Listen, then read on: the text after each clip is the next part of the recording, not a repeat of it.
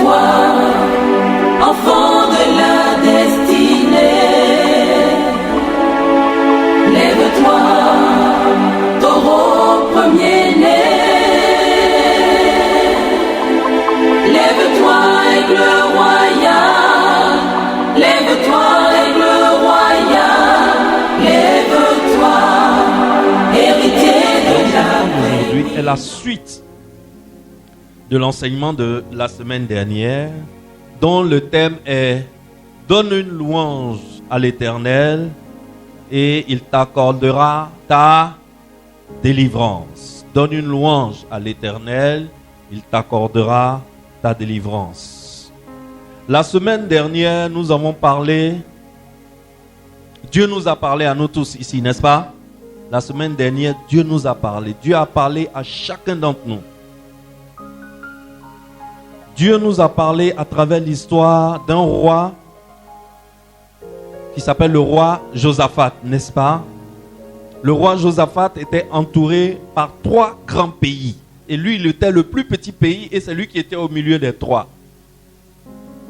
Et un jour, les 3 pays se sont mis ensemble et ils ont décidé d'effacer le pays du roi Josaphat de la carte. Nettoyer Juda de la carte. Que Juda n'existe plus. Parce que un seul de ces pays pouvait battre Juda. Mais pourquoi ils se sont mis à 3? C'est parce que Juda là même là. Ils veulent faire quoi? Enlever ça même, chuter, jeter quelque part, qu'on n'en parle plus. Et ils se sont mis ensemble contre Josaphat. Et Josaphat aussi a fait se lever ses soldats. Avant qu'ils ne partent à la guerre, Josaphat a consulté l'Éternel. Et l'Éternel a dit à Josaphat, demain, allez-y, présentez-vous au lieu du combat. Et vous verrez la délivrance que l'Éternel vous accordera. Et ils se sont présentés au lieu du combat. Et Dieu parle à Josaphat. Dieu dit à Josaphat, mets les chantres devant. N'est-ce pas? Mets qui devant?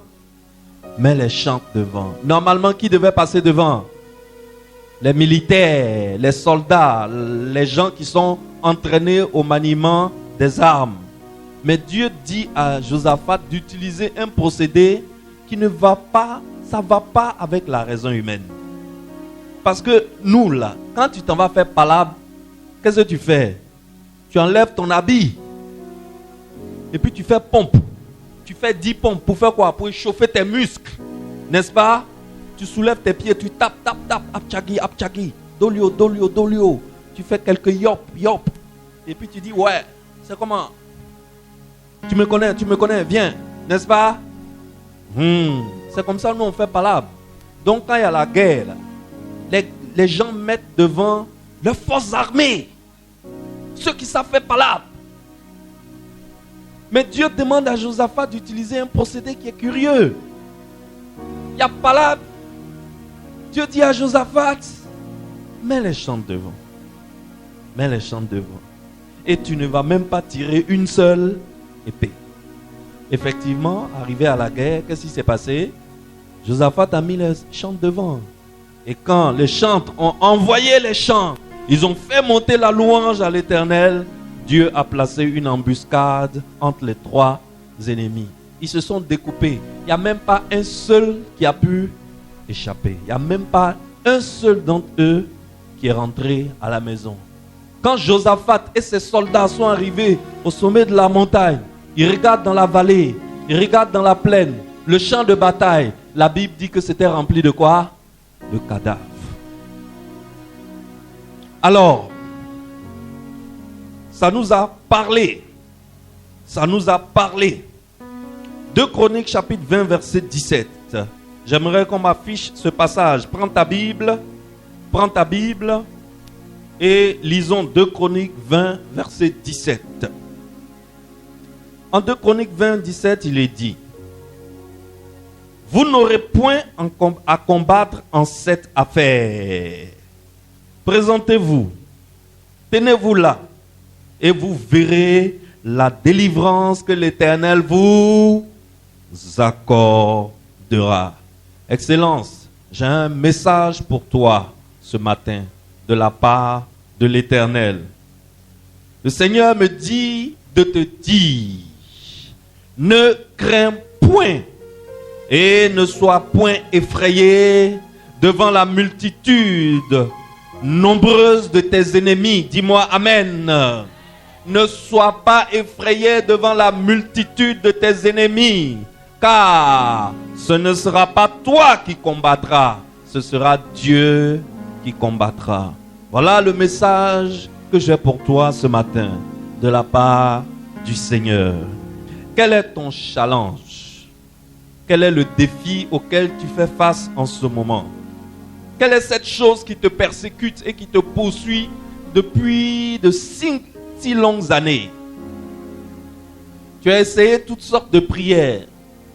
Tu as fait les jeûnes. Tu as tout essayé.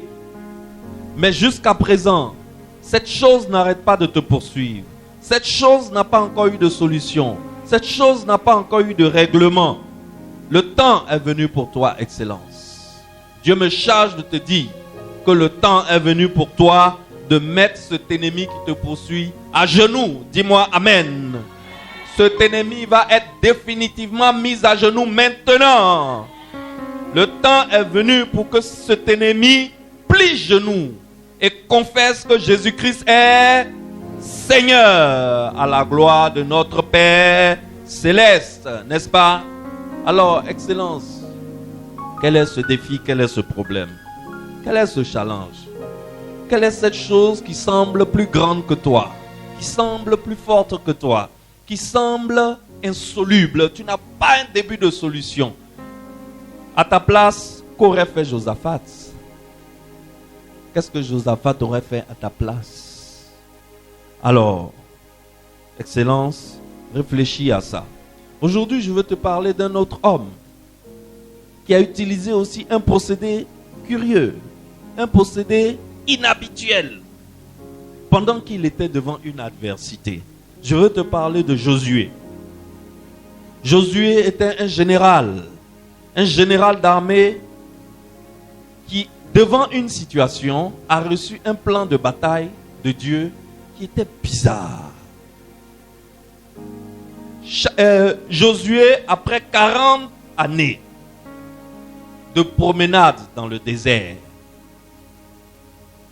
voilà Josué et son armée qui arrivent, après avoir eu le miracle du Jourdain, ils arrivent devant la première ville de la terre promise.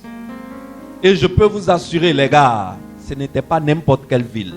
Cette ville s'appelait Jéricho. Les hommes de Jéricho ont construit une tour, un mur, une muraille pour entourer toute la ville, et puis la ville est au milieu de la clôture. Mais l'histoire dit que la clôture, l'épaisseur de la clôture de Jéricho, la clôture était tellement épaisse que deux chevaux pouvaient passer côte à côte sur la clôture et faire le tour de la ville. 2 chevaux. Tellement la clôture était épaisse et bétonnée. Et voilà Jéricho avec son armée fatiguée. Voilà des gens qui devaient faire 40 jours dans le désert. Finalement, ils ont fait combien de temps? Ils ont fait 40 ans.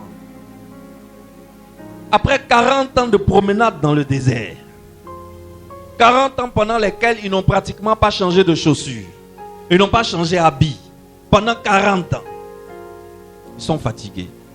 Et ils doivent prendre une ville où coule le lait et le miel. Enfin, ils doivent se reposer, manger poto, dormir, planter et récolter le fruit de leur sémence. Mais l'endroit où ils doivent se reposer là, il y a un rempart autour, il y a murs autour, des murs solides. Et Josué, qu'est-ce qu'il fait? Josué, il se rappelle que Dieu lui avait fait la promesse que cette ville-là, je vais te la donner. Donc, qu'est-ce que Josué fait? Il se retourne vers Dieu. Ah, Seigneur, la ville, tu as promis que tu vas me la donner. Mais regarde. Regarde ce que je vois. La clôture, là, le mur, là.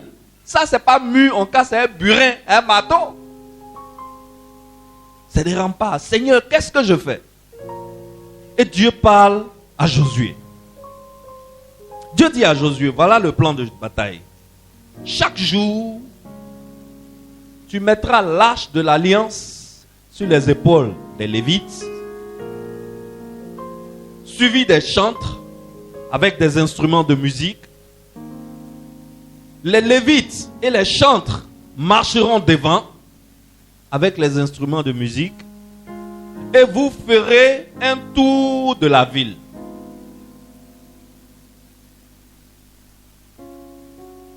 Vous ferez ce tour-là pendant 6 jours.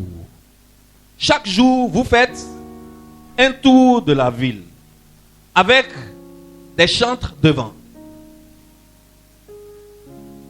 Le 7e jour, vous ferez 7 tours de la ville. Et au 7e tour, vous lancez les chants de louange à l'Éternel. Voilà le plan qu'un général d'armée reçoit pour aller envahir et déloger des géants qui habitent une ville fortifiée. Excellence, est-ce que ça va avec la raison humaine? Est-ce que c'est compatible à l'intelligence humaine? Non. Quand on te dit ça, tu dis il y a un problème.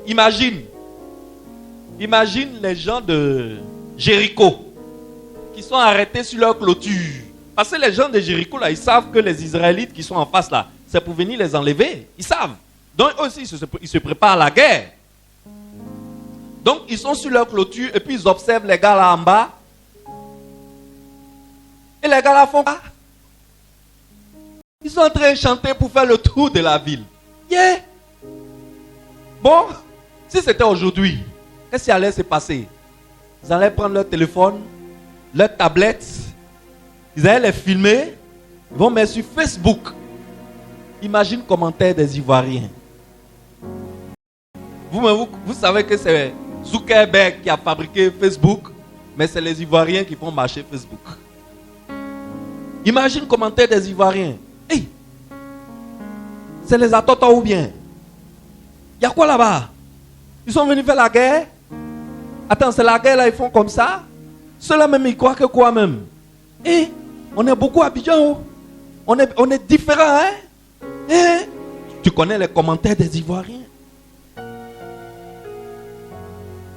Et Josué reçoit ce plan qui, selon la sagesse des hommes, est un plan, on va dire, si on veut s'en tenir à la sagesse humaine, est un plan ridicule.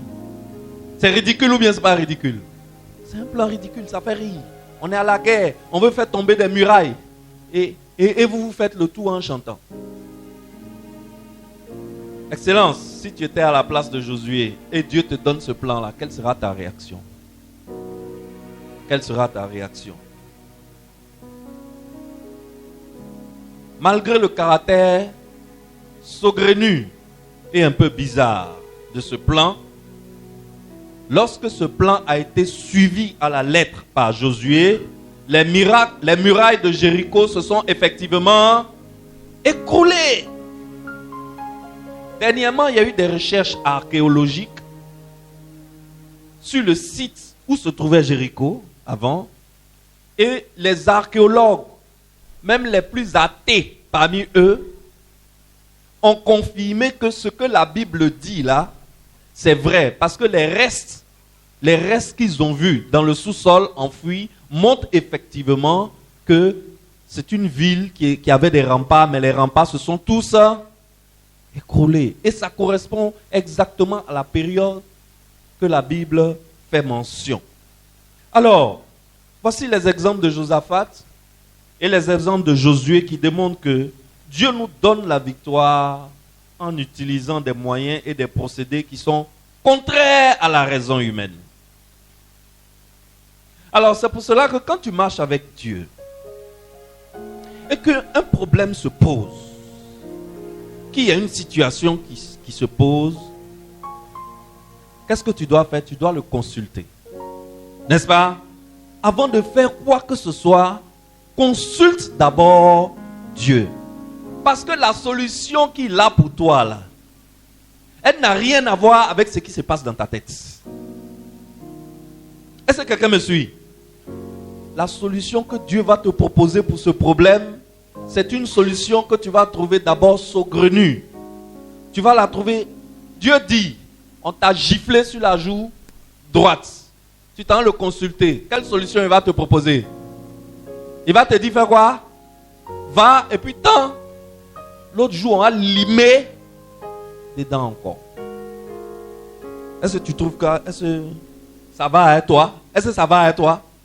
Est-ce que ça va à toi? Non. Ça va pas à toi. Donc Dieu utilise des procédés totalement inhabituels comme solution à nos problèmes. Est-ce que quelqu'un me suit? Alors, Jésus lui-même,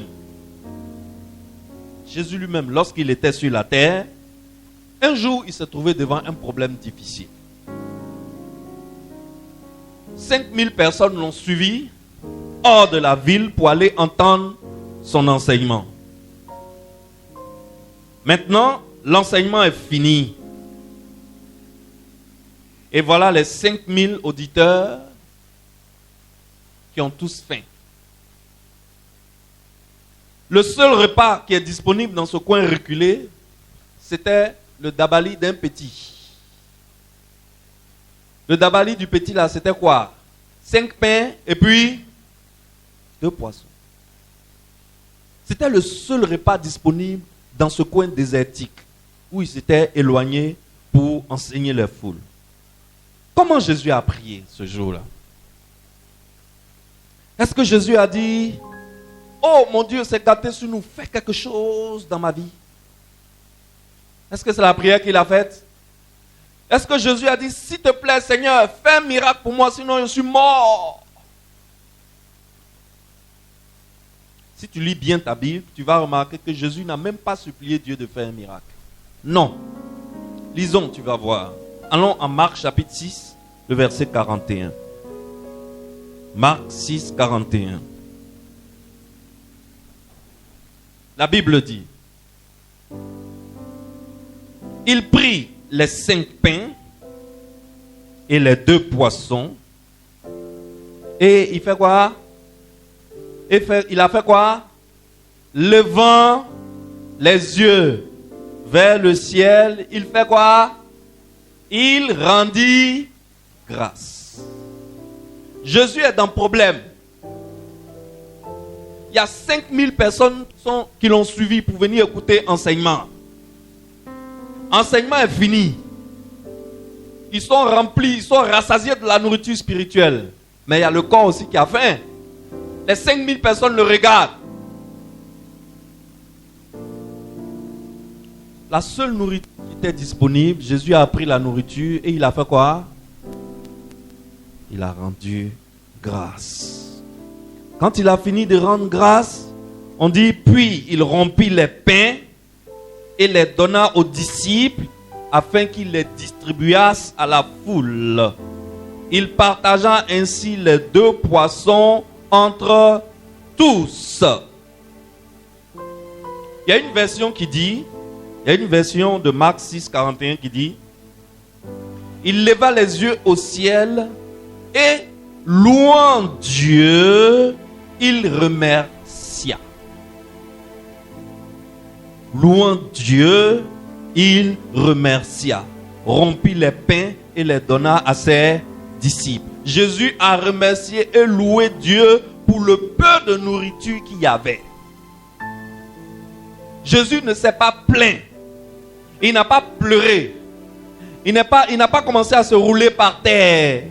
Jésus n'a pas lié le démon de la faim. Il n'a pas fait prière de feu. Il a fait quoi? Il s'est juste montré reconnaissant à Dieu pour pour cette situation difficile. Est-ce que quelqu'un me suit même? On t'annonce que tu as le diabète et puis le diabète a un état avancé. On ne peut plus te soigner. Actuellement là, quand tu as plaie, on met médicaments dessus, ça ne finit pas. C'est une situation difficile ou bien c'est pas difficile? C'est même compliqué. Mais ce que nous voyons Jésus faire ici, en fait, la méthode que Jésus utilise là, c'est cette méthode que je veux que tu appliques à tes problèmes aussi. Jésus ne se plaint pas, il ne crie pas, il ne pleure pas, mais il ne panique pas aussi. Parce qu'il sait ce qu'il doit faire. Qu'est-ce qu'il fait? Il loue Dieu et il rend grâce. Il dit merci pour cette situation difficile. Seigneur, merci pour le diabète que j'ai. Est-ce que quelqu'un comprend? Est-ce que quelqu'un me suit? Il a loué Dieu et le résultat c'est que les 5 pains et les 2 poissons ont étrangement suffi pour nourrir 5000 personnes.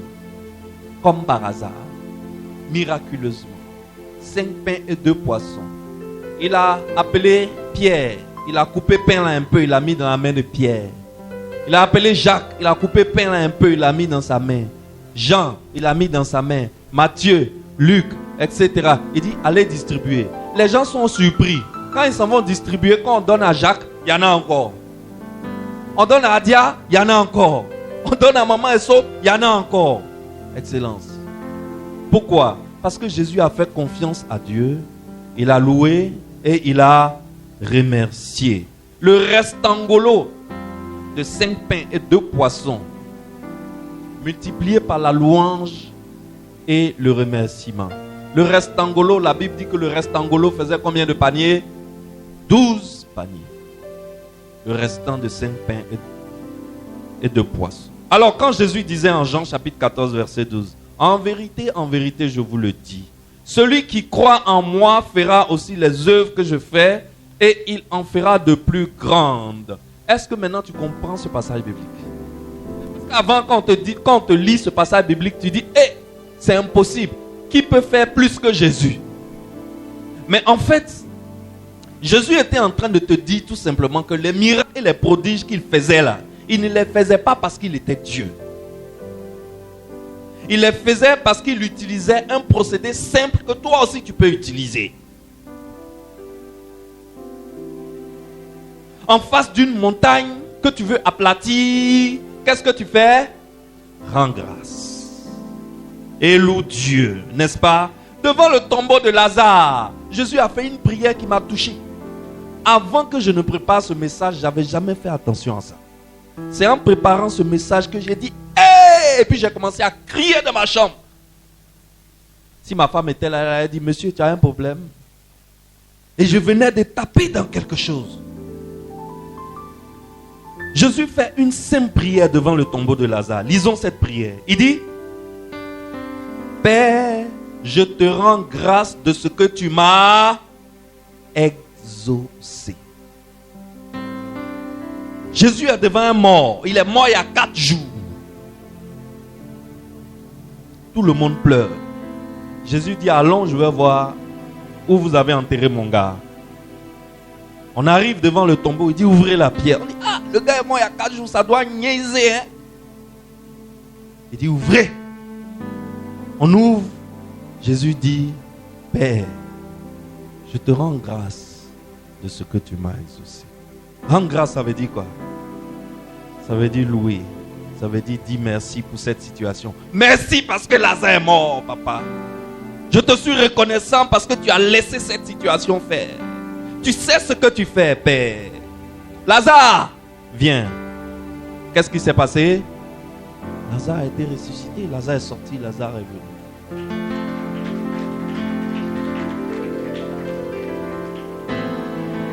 Excellence, moi je ne t'ai pas demandé d'applaudir. Si tu veux applaudir, applaudis bien. Applaudis bien. Applaudis bien.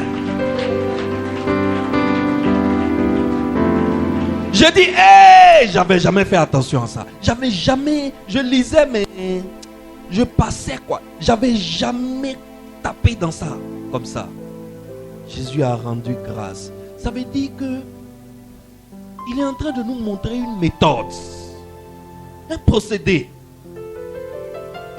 Mais nous les hommes, on est tellement calés dans notre raison humaine. Alors, vous avez le cœur brisé par une situation en ce moment? Je sais que oui. Tout le monde a son bambam, n'est-ce pas? Hein? Chacun a un problème. Même Ado, notre peut-être même pour lui, est plus beaucoup que pour toi et pour moi. Ben nous là, nous on fait culte ici tranquille. Lui, s'il doit venir ici, il faut que l'armée vienne encadrer le quartier pendant une semaine d'abord. N'est-ce pas? Chacun a son bambam. Alors, il y a des gens qui souffrent d'une infirmité physique. Il y a des gens qui souffrent d'une maladie dite incurable. Il y a des gens qui sont dans des prisons matérielles, vraies prisons. Et il y a des gens aussi qui sont dans des prisons spirituelles. Il y a des gens qui ont l'esprit lourd et abattu. Mais je viens te dire que Christ est venu sur terre afin de nous rendre capables de louer Dieu. Et toute prière sincère libère la puissance de Dieu dans notre vie. Mais ce que j'ai remarqué, c'est que plus nous prions et demandons à Dieu de faire notre miracle, plus les difficultés ont tendance à grandir. Vous n'avez pas fait attention? Plus les difficultés ont tendance à grandir. Au lieu de s'améliorer, la situation se complique. Mais la louange est plus puissante que toute autre sorte de requête que nous faisons à Dieu. Dieu réside dans nos louanges. La puissance de Dieu coule plus facilement quand nous le louons. La puissance de Dieu coule plus facilement le jour où tu arrêtes de demander à Dieu de changer ta situation et que tu commences plutôt à le louer pour cette situation.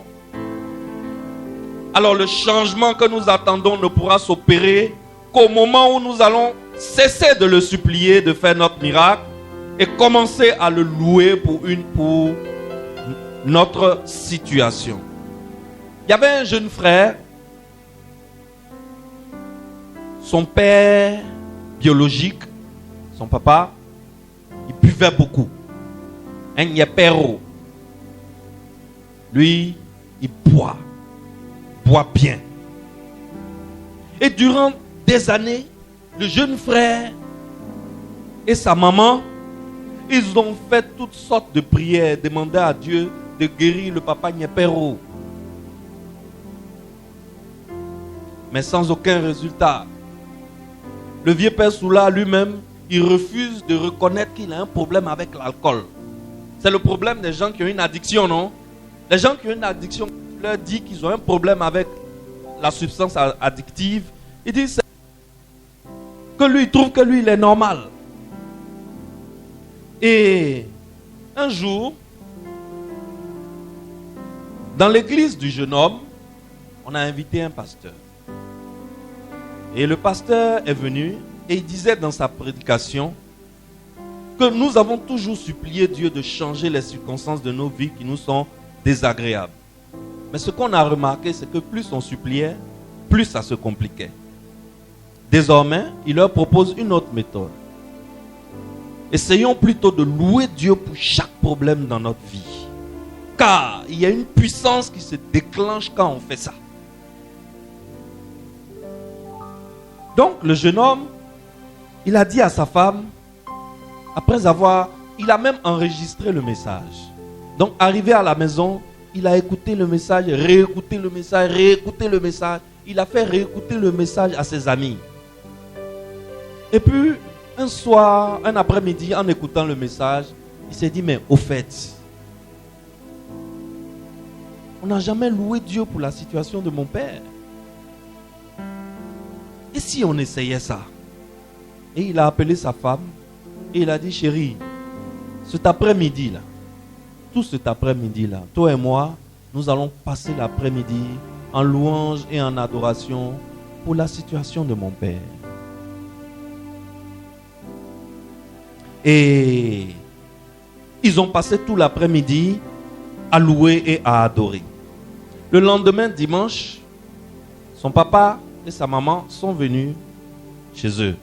C'est leur tradition. Chez eux, chaque dimanche, les parents viennent chez eux manger avec eux. Lève-toi, enfant de la destinée. Lève-toi, taureau premier.